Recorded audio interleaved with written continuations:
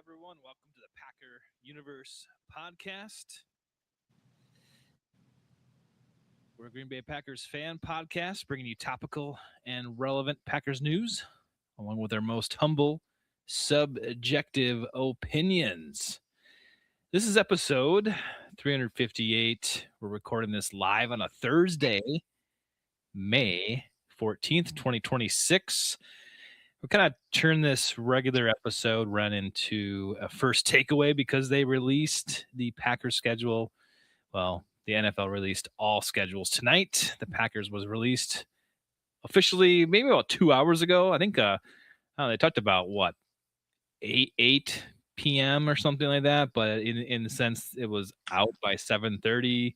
I want to say actually like hit 6:30 Central was initially 7, but then 6:30, and obviously, the usual leaks throughout the schedule release date. I was kind of keeping track of it, just trying to get ahead of it a little bit, and I could see majority of it, 80% of it, kind of already penciled in, but and then you get like the schedule drops, and then you get like these videos and stuff, and I think we start saying this now. I think we said it the last couple of years. I just don't get this. I don't like care too much. I wish they would just release it. All the leaking stuff, like who cares? Like really, I don't. You'd have to tell me why it matters. The leaking, but if the NFL is getting anything wrong, I think this is ho hum to me. This is just kind of like whatever. It's just a lot of do about nothing. And I don't know. It's so late in the day. Like this, I didn't even watch the Packers video that they put out. This like whatever. I know that Jaden Reed and Romeo had their like pre-schedule release, and I don't know if then they released a video because they were teasing it. So I have not seen that through Packers.com at this point. I'm sure they've got some good socials on that. I'll have to go back and watch that one tomorrow because clearly like they were setting that whole thing up with those two and getting it ready. But, I think they did better this year, with the international stuff yesterday, a couple of the, obviously they leaked the Packers first time ever Thanksgiving Eve game day. Didn't hear if multiple games are now on Black Friday as well. Heard that might be a thing, and maybe it is. Oh yeah, maybe. But the reality is, we're talking about the Packers schedule, and that doesn't matter. We know they're not playing on Black Friday today. But as everybody gets their Thanksgiving prep on, and the youngsters get their drink on that Thanksgiving Eve, we will be taking in some Packers football. Getting that green bean casserole set to go for Thursday morning today. I love that. That was obviously, like I said, it released yesterday. Thanksgiving Eve game, Wednesday night football. Dun, dun, dun, dun. I'll take it. I love it. Then your team's done, win or loss. You're going into the weekend, not having to worry about not that. Even the weekend, Tay. You're just, a lot of us, and I'm sure you, like me, are going to be on the work schedule on Friday. That's for a lot of folks. No, it's a long weekend, but we'll be grinding that Friday, and we don't have to worry about Black Friday game, I suppose, and miss it by being at work. But interesting schedule. We're going to get to it here in a minute, but I think overall my first blush was, hey, too bad today. What was your first thought? I agree. Just kind of first blush. Yeah, it was like, oh, this isn't so bad. According to, I think it came out from Adam Schefter's X account, and I'm sure a lot of people will do it too. The strength of schedule based on the opponents, like we're number fourth toughest in the league. Right? I want to say there's like three of us. There's like 1, 2, and then 3 teams at 3, and then strength of schedule, and then 5. And it goes like that. Looking at that, it's like, okay, great. But when the schedule actually flushed out, I was like, oh, that's not bad. Actually, that's pretty good. And based on if you believe in the strength of schedule is what it's going to be actually, then I think this scheduling kind of balances that out a bit. But uh, looking at these teams, you always get this strength of schedule going into training camp, and it shakes up. So it's never going to be that. So do we have a harder schedule? Sure, I guess, but in the end, I'm cool with this, especially with the way it was scheduled. I'll bring it up, Ren, and I don't know. I'll pass it to you. I want to see what I guess what you're targeting here, if you have any glaring issues, and maybe what you like. Well, I mean, I heard somebody put it, what is it, the Niners and the Rams that are going out to Australia to play that game today.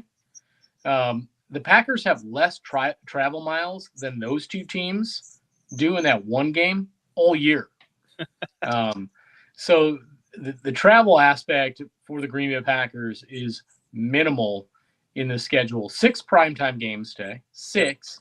That is, I believe, the maximum that is now allowable. So they kind of snuck one in though, Ren, because they snuck one in with the noon Christmas game, which you'll talk about. That's, I guess, you could technically say that's prime time. 7. That's 7. Okay, who's counting today? Who's counting? I mean, we know the Green Bay Packers are. Listen, they're the NFL, man. I mean, we're talking about it. How many of us out there? We're probably like way down the totem pole as far as podcasts and watchers at this point, breaking this thing down. We're a little late to the party here, but the reality is Green Bay is football town. It's football America. Man, I just think about even going back to, that first little bit of the Packers coming out yesterday. Man, if we were 20 years younger and we'd be like, man, we're going out, we get a game, we're drinking. It's going to be like, because Thanksgiving Eve was like, nuts, and now we're just like, oh, it's nice, we get to chill, maybe have a beverage at home, have the game on in the background, again doing Thanksgiving prep, because that's what we do now. It's amazing how that juxtaposition happens in life, but it'll happen to you young cats out there too that are going to go do exactly what I'm talking about, and you're breaking down the schedule, and man, 8-9 at best, and when you're in your 20s, you overanalyze, and maybe you're a little bit more cynical. And I think we're on the opposite end of that nowadays. But I think this thing, Tay, when you look at it, and you kind of break it down. I broke it down into phases. Obviously, there's still essentially 4 quarters of the season. Early season, they're on the road quite a bit. We got that first time at Lambeau last year to finally Matt LaFleur and all his years there gets, the home game, and nope, right back onto the road today. But the road seems winnable to open up phase 1 of the schedule today. I mean, they're doing the Packers some favors, obviously, with the Vikings, the Jets, the first home game on Thursday night, and then you get that mini bye going out to Tampa week 4. So if you come out of that thing 3-1, you're feeling pretty good. I would say week 1's a little tough going to Minnesota at first blush, because listen, they're gonna, Kyler, the Vikings, they ended their season 9-8, on a nice winning streak, as many pointed out, and we did the opposite. They're gonna have a lot to prove. It's gonna be at home, and do you really want to start 0-1 in the division? That one worries me a little bit today, right out the gate, I would say. The Packers are clearly not going to be at full strength. They're not going to have Micah. We know week 1. They're not messing with that man, even though if he is ready. We did get to hear that one thing we talked about, not schedule, but NFL rules committee changes. We touched base on those some weeks ago, but yes, they did approve the PUP list. You can practice up to 2 weeks into that PUP list. So Micah Parsons, when we get into phase 2 here in a minute, but I'm going back to phase 1. You look at that, really going out to New York has always been a tough spot for the Packers, be it you face the Giants there, you face the Jets. But really, if they're 0-1 and they go to New York today and they don't win, we got a lot of other things to talk about. I'm going to tell you that. And then they finally get home on a Thursday night. don't love it, for the first home game, but you get the Falcons. You should be feeling good about yourself. And then you get a mini bye and you go to a place that they historically do not play well in Tampa early, especially in that, early September, Florida humidity. The Packers always look like they were wearing winter suits out there and just sweating to death. They don't know how to deal with it. So it worries me a little bit. I mean, the Tampa Bay Buccaneers is still a formidable opponent, I would say, down there early. But I really do feel phase one, and I'm going to throw it back to you. They should, in reality, if this is a good football team like we expect them to be, they should be 3-1 coming out of that first stretch. And I think the NFL did them a favor right there. Yeah, I agree. It's nice having, I guess, lesser opponents, arguably for that first, 4 games. There three of the 4 are away games. This is nice because it coincides with the absence of Micah Parsons, and you get him back for what ideally would be week 5, and that's great. Then you start out strong with the Bears game there, but yeah, right up front, it's fine. Like, I don't like jumping around and having a lot of away games in a row. It only happens twice this year, and it starts. We come out of the gate with 2 away games, and it's fine. Yeah, I hear you on the Vikings opening up the season there as a question mark, but I'm just not convinced. I will wait and see, but I'm not too scared about the Vikings opening up. I think they are going to open up weak and be questioned every step of the way during the season. Those Vikings, with their new quarterback change, a lot of players left. I just feel like they're going to have an uphill battle. So I'm looking forward to smashing the hell out of the Vikings the first week in their own hometown. So that's what I like. I mean, good on you, Tay. They really should. Little Kyler out there, and they shouldn't have it all put together week 1 anyway. I mean, he might have a little rapport. I mean, shoot.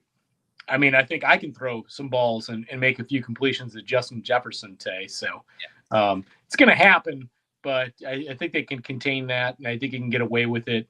And again, I think with the absence of Micah Parsons in phase 1 of the schedule, Tay, they got a lot of favors with the opponents that were set up.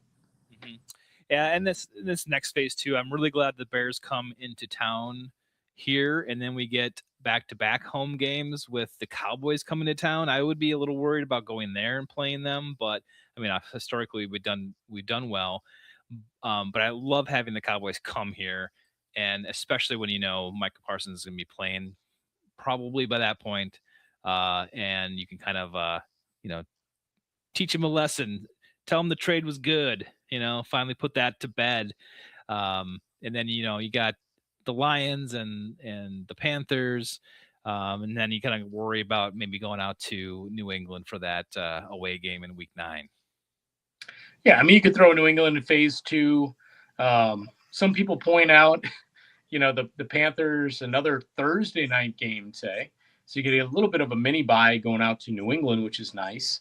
But it is right before the weekend of Halloween and the time change. And the Packers historically, when the clocks get rolled back, Tay, the Packers lose. And they did when I took my son to watch them play the Panthers last year, right after the time change. They indeed lost to the Carolina Panthers. So many people pointed out that is not a good thing, so they get to avoid that.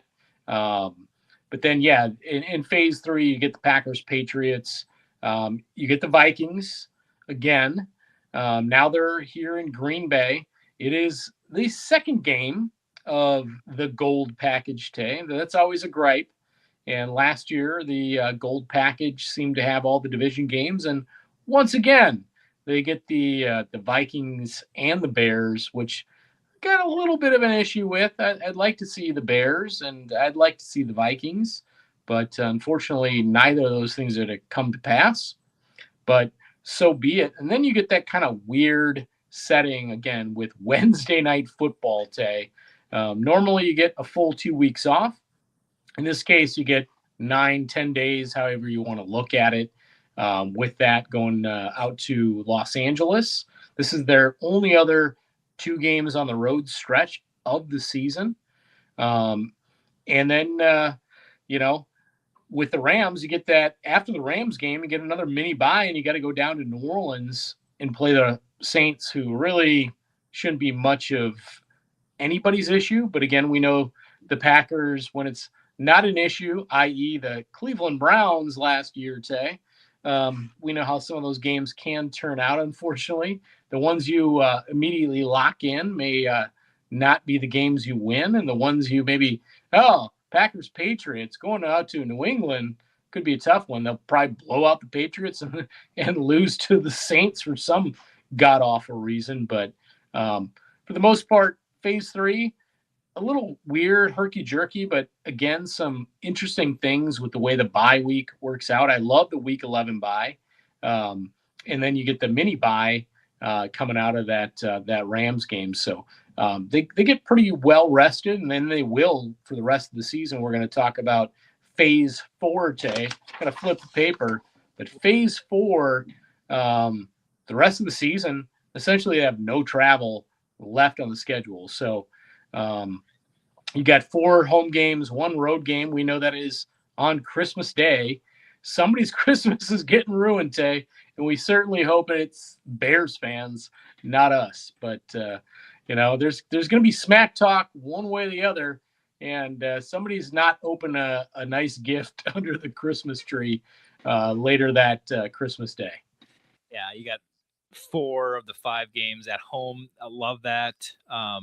That's some, North weather games right there. And a lot of some of these teams, the Texans, the Dolphins are coming into town, and they're not accustomed to that. So that I think that benefits us.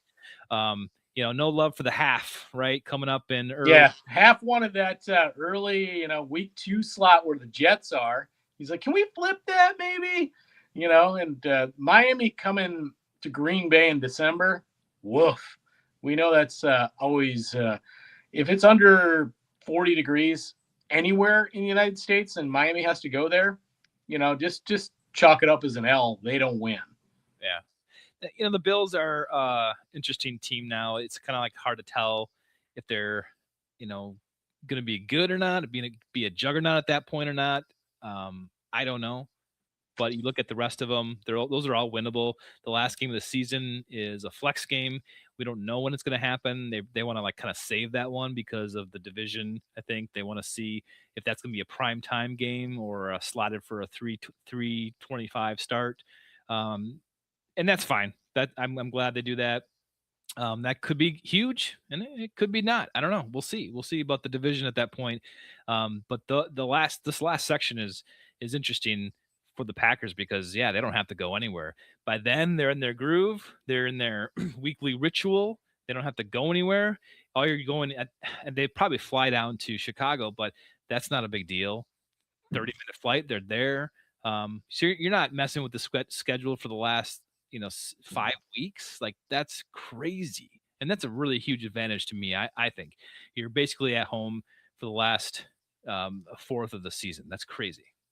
Even more than that. And, funny people, I think Aaron Nagler had to say about the Bills Packers, Sunday night football, you got 2 teams with a heavy drinking crowd on both sides. We know Bills fans like to jump off high things onto tables and, get their WWE SmackDown stuff going. And Packer fans are going to ingratiate them with way too much alcohol. So who knows what that thing is going to look like in the Lambeau parking lot come 2 a.m. after that thing. But, that'll be a fun one.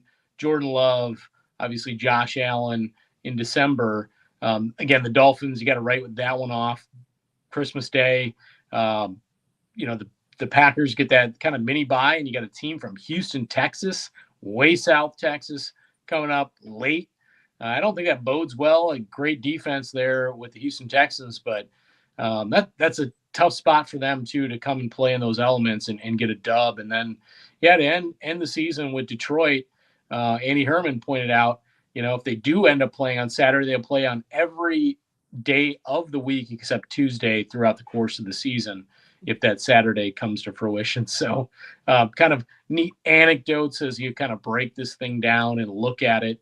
Really, only again two road game, 2 games on the road in a row early, and then two kind of in that third phase with the Rams in New Orleans, and that's it. So, and a lot of these little mini buys kind of everywhere for the Packers to get healthy. It really bodes well if the Packers have. You're never going to get totally away from injuries, but if they remain kind of away from the big injuries we saw last year, the schedule allows the Packers down the stretch to get healthy, feel good about themselves, and hopefully be in a decent seating position. Not only playing essentially at home for the last 5 weeks of the season with that small trip to Chicago, but then home game to start the playoffs. I mean, playoffs, yeah, they'll be in great shape, Tay. As long as the injury bug doesn't get to be too bad, the NFL did the Green Bay Packers, I think, a lot of favors with the way the schedule breaks. Yep, absolutely agree. After looking at this, I like it. I like how it's balanced. There's not a lot of like on the road games in a row. You're not bouncing around. You're not traveling a bunch. Like the first part of the schedule, yes, is a little tough because you're away, but the opponents are maybe lesser opponents, which is nice. There really is that week 2 to 3. That's that really quick turnaround. That's really the only time we have it, and then you jump into like the weeks 10 to 13. It's like stretched out, right? It's like you're talking about if you have injuries, you're having problems keeping guys in the field, like that whole stretching period for those 4 weeks really helps get people back on the field and gets them right. And then obviously week 11 is the whole bye week. So I don't know. I love that later in the season. That's in like the second half.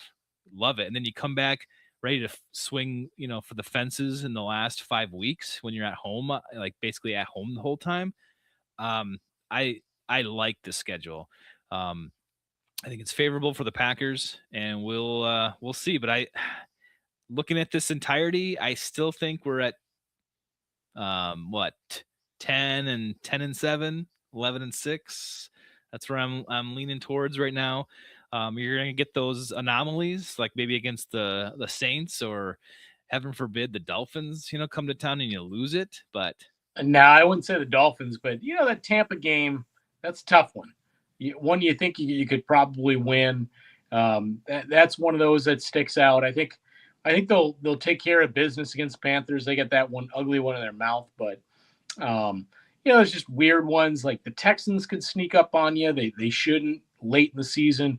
It's going to be cold, but that's one that could sneak up. There's always one or two, but that's the whole thing with Matt LaFleur talking about this year. Like, hey, getting back to brass tacks, rebuilding this thing up from ground zero, with essentially almost a new program. It's about hopefully eliminating those kind of anomalies. Take care of business when you should take care of business, and yeah, you might lose a game at home to Chicago and beat them in Chicago. Those kind of things. You might lose to the Bills, but then you go out and you beat the Rams. Those kind of things. You're going to have a few of those kind of things happen, but I think hopefully what this team can do is move the anomalies out of it. It's a tough schedule as far as opponent strength, but no reason why, in my opinion, right out the gate, early predictions 11-6 shouldn't be easily achievable for the 2026 Green Bay Packers. Yep, I was impressed with them last year, and they won more games than I thought they were gonna. So, yeah, I'm a little more optimistic about this season, looking at the schedule now than I was a few weeks ago. I was kind of pinning this as just like let's get through this year and get on to the next one. But hold the phone. We got a little bit of football to play yet. 18 weeks of it, and the Packers did get a little gift here early from the NFL with the scheduling. I love how this is laid out. Yeah, challenge them a little up front. Going away. a few games and see what happens. Maybe you're down a good player like Micah, but in the end, I think yeah, this is definitely favorable for the Packers. So I can't wait. I can't wait. Yeah, minimal travel, no international game. First time, truly, 9 home games today, 8 on Yes. the road. So I think it really, again, could have worked out much better. You get a week 11 bye. Yeah, it's not your traditional 2 weeks off, but the way it works out with the Wednesday piece, I think it's good. It'll be fun. It'll be a new path forward with the NFL, and hey, at least it's not in Green Bay, and we got to be like, we got to go to a game on Thanksgiving Eve. We what are we gonna do about the food for the next day? We don't have to worry about any of that. I'd say. Love it. I love it. Don't have to think too hard either. So yeah, that was kind of like our first takeaway here. We'll bounce now. I'll get out of here, and we'll have a full episode next week, loaded with all the goodies. Right, Ron? Oh yeah, I mean we still gotta we'll broach a little Brandon McManus. I told the pup list for many weeks that the Packers didn't like that guy. We didn't get to touch base on that, and they clearly didn't. And he's been out the door. We never touched base on Mr. Van Ness, the Van Ness monster. On what was easily we talked about weeks before. It was an easy decision in my mind to go ahead and give him the extension, which they ultimately did because hey, next year a guy like that's going to get about that kind of money. So, and if he has a breakout year, you got a deal on your hands. So, yeah. Until what episode 359, Tay? Yep. On the pub list.